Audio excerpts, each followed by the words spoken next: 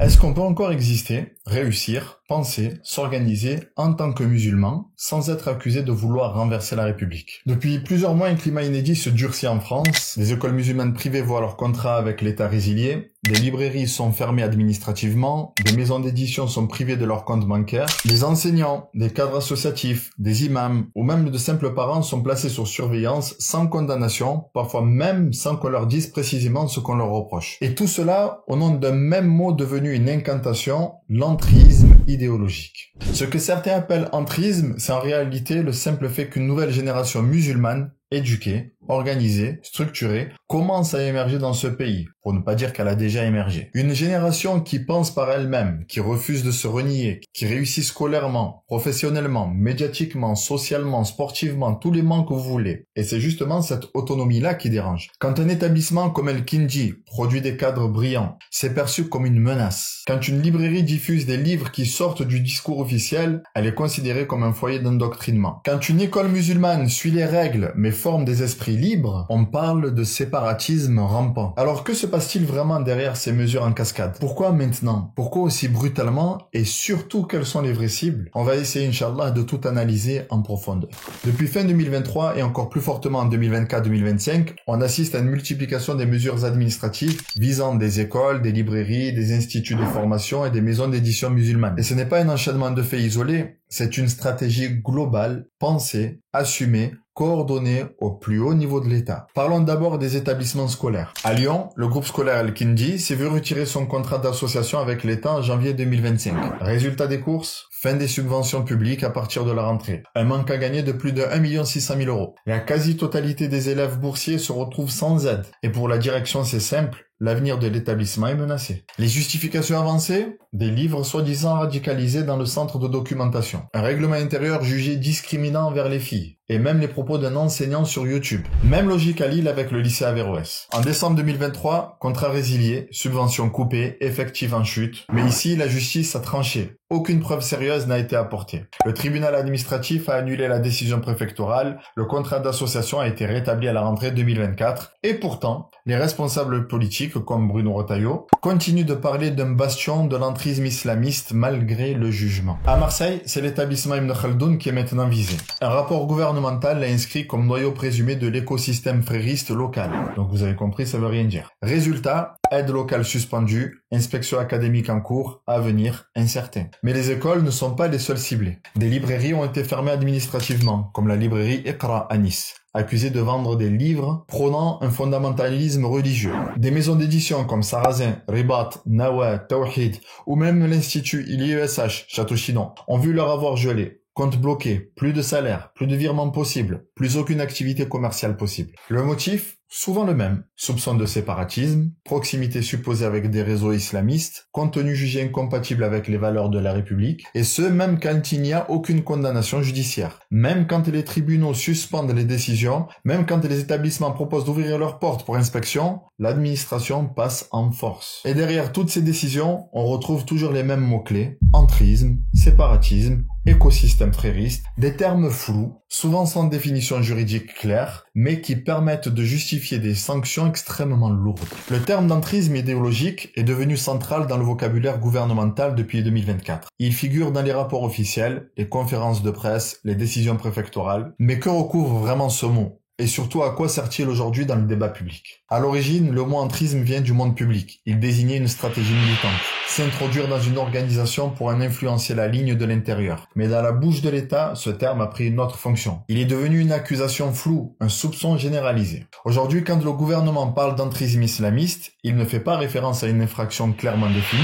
Il évoque une présence musulmane trop affirmée dans l'espace public, dans les institutions, ou dans des structures privées comme les écoles, les librairies ou les centres de formation. Prenons les exemples concrets que nous avons cités dans la première partie. Une école musulmane obtient de bons résultats au bac, forme des cadres bien insérés dans la société, on y voit un risque d'entrisme. Une librairie propose des livres d'éveil religieux ou critiques à l'égard de certaines politiques étrangères, on parle d'idéologie contraire aux valeurs républicaines. Un centre de formation enseigne la langue arabe, le droit musulman ou alors développe une pensée autonome, il est suspecté de proximité avec les frères musulmans. Autrement dit, ce qu'on désigne comme entrisme, ce n'est pas une action violente, ni une infraction, ni une prise de pouvoir. C'est le simple fait que des musulmans puissent produire du savoir, s'organiser, transmettre des références ou créer des structures indépendantes. Et c'est là que la question devient grave. Est-ce qu'on n'est pas en train de glisser d'une lutte légitime contre des menaces concrètes à une guerre préventive contre toute forme d'autonomie intellectuelle, éducative ou économique musulmane? Car il faut bien le dire, dans la plupart des cas que nous avons étudiés, aucune condamnation judiciaire n'a été prononcée. Il ne s'agit pas de faits de terrorisme, ni de haine, ni d'appel à la violence, mais d'un discours flou et redondant sur l'entrisme idéologique, parfois brandi comme une preuve en soi. Et pour entretenir ce climat, le gouvernement a même annoncé la création d'un référent national contre l'entrisme et d'un chef de file unique du renseignement sur ces dossiers. On assiste donc à une institutionnalisation complète de ce concept, comme si l'existence d'un réveil musulman lucide était en soi un danger d'État. Quand un gouvernement construit une politique sur une notion aussi floue que celle d'entrisme idéologique, les conséquences ne peuvent qu'être troubles, injustes et dangereuses. Et c'est exactement ce qu'on observe depuis plusieurs mois à tous les niveaux. Premièrement, une confusion généralisée. Plus personne ne sait ce qui est acceptable. Aujourd'hui, aucune définition juridique précise ne vient encadrer ce que l'État appelle entrisme islamiste. Résultat, tout est sujet à interprétation et le simple fait d'avoir une identité musulmane assumée, structurée, visible devient un facteur de suspicion. Je passe les contrôles de sécurité comme tout le monde.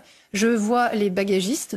Et il y a un grand nombre de ces gens qui travaillent dans les aéroports, que ce soit à Roissy-Charles de Gaulle ou à Orly, qui sont très marqués physiquement par la religion musulmane. C'est-à-dire qu'il y a beaucoup de gens qui ont la petite barbe qui va bien, et on voit bien que ces gens-là ne sont pas neutres en fait. Alors je pose la question parce que quand on prend l'avion, regardez autour de vous, moi je suis fouillée par des gens, honnêtement, je ne suis pas sûre qu'ils fouillent tout le monde de la même façon. Rien n'est dit, mais tout est visé. Deuxièmement, des disqualifications systématiques. L'élévation devient une faute. Un autre effet de cette stratégie, c'est la disqualification morale de tout ce qui élève la communauté musulmane. El-Kindi, encore une fois, en est un exemple révélateur. Vous avez aujourd'hui des anciens El-Kindi qui sont des cadres, et c'est ça qui est venu déranger la représentante du ministère de l'Intérieur en expliquant « Vous avez des cadres musulmans, ça nous est insupportable ». Ouais, voilà où est-ce qu'on en est du côté de la République, voilà où est-ce qu'on en est du côté de la France. C'est dramatique. Autrement dit, l'ascension sociale, l'excellence scolaire, l'organisation autonome sont perçus comme des signaux inquiétants, non comme des réussites à saluer. Là encore, aucun fait de violence, aucun acte illégal, aucune condamnation, mais la réussite d'une institution musulmane est elle-même assimilée à une stratégie d'entrisme. Et ce glissement est d'une extrême gravité. Il revient à dire que la communauté musulmane n'a pas le droit de participer à la société française autrement qu'en étant soumise, marginalisée ou alors invisible. Enfin, cette politique produit un effet dissuasif majeur. Les gels d'avoirs, les fermetures de librairies, les ruptures de contrats, les inspections massives, tout cela crée un climat de peur dans lequel chaque acteur musulman se demande s'il sera le prochain. Une école encore sous contrat, elle sait qu'elle peut le perdre du jour au lendemain. Une maison d'édition qui publie un livre, elle se demande si ses comptes seront bloqués. Un imam qui donne un cours, il se demande s'il est enregistré, signalé, surveillé. Et ce climat ne touche pas que les institutions. Il a un effet direct sur les familles, les élèves, les salariés, les auteurs, les enseignants. Des centaines de personnes voient leur quotidien bouleversé sans procès, sans condamnation, souvent sans explication claire. Et tout cela dans un but bien précis, faire reculer toute forme d'autonomie musulmane sous la menace permanente d'être assimilée à du séparatisme ou alors de l'entrisme. Face à ce qu'on vient de décrire, il ne faut surtout pas se tromper de lecture. Ce qui se joue ici dépasse la simple question du cadre légal. Il s'agit d'un tournant dans la manière dont l'État traite l'expression autonome, visible et ambitieuse de la foi musulmane dans l'espace public. Il est donc crucial de poser quelques constats clairs pour sortir de la confusion et éviter de tomber dans le piège du repli ou alors du silence. Ce qui frappe dans les mesures prises depuis plus d'1 an, ce n'est pas leur légalité formelle, c'est leur ciblage systématique. On ne parle pas ici d'un encadrement général de toutes les religions ou de toutes les idéologies, on parle de sanctions exceptionnelles visant quasiment exclusivement des structures, des écoles ou des éditeurs liés à quoi? À l'islam. Quand une librairie est fermée pour avoir vendu des ouvrages jugés trop conservateurs, alors que des publications ultranationalistes restent en rayon, quand un établissement est privé de subventions pour sa rigueur morale, alors que d'autres établissements catholiques en crise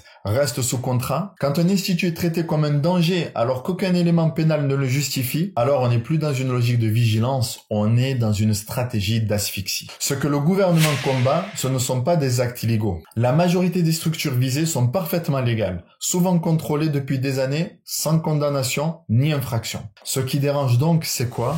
C'est l'éveil. L'éveil à une éducation cohérente, l'éveil à une pensée indépendante, l'éveil à une parole qui assume sa spiritualité, sa critique, ses exigences. Autrement dit, c'est le droit d'exister autrement, le droit d'exister debout. Et c'est cela qu'on appelle aujourd'hui entrisme. Et ce qui se passe actuellement doit être un signal d'alerte très concret pour les mosquées, les écoles, les centres culturels, les enseignants et les formateurs. Pendant des années, beaucoup ont cru qu'en évitant les sujets sensibles, en restant discrets, en se concentrant sur l'enseignement intérieur, ils seraient à l'abri. Mais les faits montrent aujourd'hui que ce n'est pas la discrétion qui protège, c'est la stratégie, la transparence, la solidité juridique, la solidarité entre structures. L'enjeu aujourd'hui n'est pas seulement de défendre ce qui existe, c'est de préparer un avenir où l'autonomie musulmane pourra exister sans être criminalisée. Donc ce qui ressort de tout cela, c'est qu'on ne reproche pas à ces établissements, à ces librairies, à ces intellectuels ou alors à ces éditeurs musulmans d'avoir violé la loi. Non, ce qu'on leur reproche, c'est d'exister avec ambition, avec cohérence, avec transmission, d'exister debout, pas caché, pas dans la honte, pas dans la soumission. Le mot entrisme est devenu un mot valise. Il sert à désigner tout ce qui dépasse le cadre toléré d'un islam discret, folklorique ou stérile. Un islam qui pense, qui enseigne, qui éduque, qui construit, c'est cela qu'on étouffe. La véritable question, elle est là. Quand on empêche les musulmans d'éduquer,